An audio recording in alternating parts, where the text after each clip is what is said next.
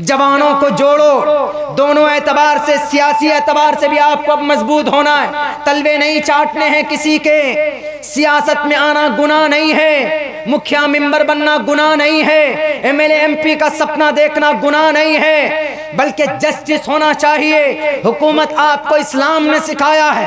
हजरत उमर फारूक के ज़माने के अंदर मस्जिद नबी की दीवार पर हजरत अब्बास रजी अल्लाह ताला अन्हु के घर का पानी गिर रहा था। हजरत उमर फारूक ने देखा, कौन थे उस वक्त के पीएम थे, 22 लाख मुरब्बा मील के इलाके के पीएम प्रधानमंत्री उमर फारूक रजी अल्लाह ताला अन्हु थे।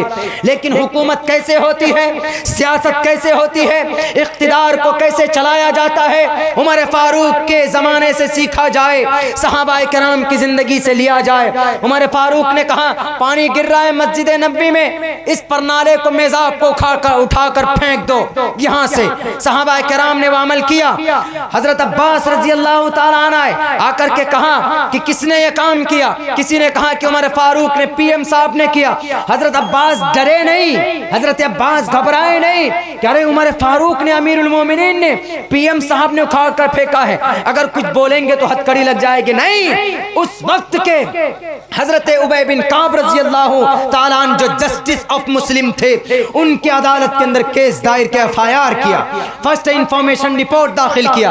हजरत ने बुलाया, एक तरफ कटघरे में खड़े हैं उमर फारूक, दूसरे तरफ खड़े हैं हजरत अब्बास रजी अल्लाह ताला अन्हु। अपना हक लेने के लिए मैदान में आए कि नहीं आए?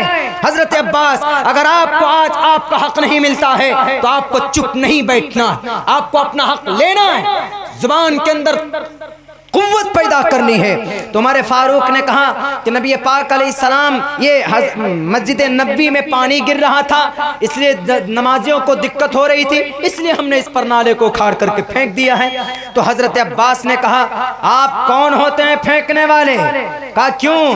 कहा मोहम्मदुर रसूलुल्लाह के कंधे पर मैं खड़ा होकर, आप अलैहिस्सलाम नीचे खड़े हुए और कहा कि चाचा आप खड़े हो जाइए मेरे कंधे पर और इस परनाले को लगाइए। मोहम्मदुर रसूलुल्लाह के ज़माने से लगा हुआ है, किसी ने नहीं उखाड़ा, अबू बकर ने नहीं उखाड़ा, मोहम्मदुर रसूलुल्लाह ने नहीं उखाड़ा। आपके पेट में गुदगुदी क्यों हो गई? उमर फारूक ने कहा, हजरत काब, उबय बिन काब रजी अल्लाह ताला अन्हु ने कहा, हजरत अब्बास से कोई दलील है, कोई प्रूफ है? उन्होंने कहा कि हाँ, सहाबाए किराम 5 आए, उन्होंने गवाही दी कि हाँ अमीरुल जस्टिस ऑफ मुस्लिम, उस वक्त के जो जस्टिस ऑफ मुस्लिम थे जज साहब हजरत काब, उन्होंने कहा कि हाँ जज साहब, 5 सहाबी ने गवाही दी कि मोहम्मद रसूलुल्लाह के कंधे पर खड़े होकर अब्बास रजी अल्लाह ताला ने यह परनाला लगाया था। तो गवाही सुनना था, सामने आना था। उस वक्त के 22 लाख मुरब्बा मील के इलाके के पीएम के पांव तले से जमीन खिसक गई, कांपने लगे कि कहीं अल्लाह मेरी गिरफ्त ना कर ले। फौरन जाकर माफी मांगते एक सहाबी से, कौन? उस वक्त के अमीरुल मोमिनीन, 22 लाख इलाके के अंदर जिनकी हुकूमत थी। उन्होंने कहा कि मुझे माफ कर दीजिए, मुझसे गलती हो गई, चलिए आप चलिए, मैं दोबारा लगा देता हूं। तो उमर फारूक रजी अल्लाह ताला अन्हु खड़े हुए और कहा कि मेरे कंधे पर खड़े होकर के आप इस परनाले को लगाइए। इसको बोलते हैं इख्तिदार, इसको बोलते हैं सियासी सूझबूझ, इसको बोलते हैं सीएम के ओहदे का सही इस्तेमाल करना, पीएम के ओहदे का सही इस्तेमाल करना। आज इसी तरीके पर औरंगजेब रहमतुल्लाहि अलैहि ने हुकूमत की मुल्क हिंदुस्तान में औरंगजेब, उनको कितना नंबर दिया जाता? 8 नंबर। इल्जाम क्या लगाया जाता है कि 4 मंदिर को तोड़ा।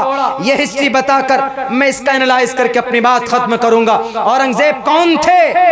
तारीख उठाइए मेरे मुस्लिम जवानों, तारीख उठाकर देखो, दुनिया इंसानियत के अंदर इससे महान राजा आज तक पैदा नहीं हुआ।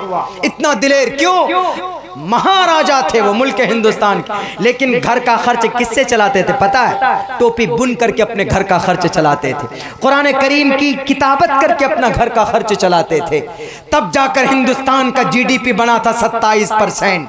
आजकल के 10 लाख का सूट नहीं पहना था आजकल के लीडर की तरह, 3 लाख का पेन इस्तेमाल नहीं किया था।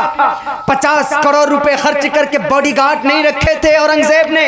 अपने तन मन धन पेट काट काट कर हिंदुस्तान को अखंड भारत बनाया था। कामाख्या देवी की मंदिर किसने बनाया? औरंगजेब ने बनाया। उज्जैन के महाकाली मंदिर किसने बनाया? औरंगजेब ने बनाया। फिर ये इल्जाम क्यों? बस सिर्फ अदावत की बुनियाद पर, तशद्दुद की बुनियाद पर। अल्लाह इनको खत्म करे, हमारी जुबान के अंदर तक़वियत पैदा करे और हमें सही मार्ग दिशा दिखाए ईश्वर अल्लाह तबारक व तआला।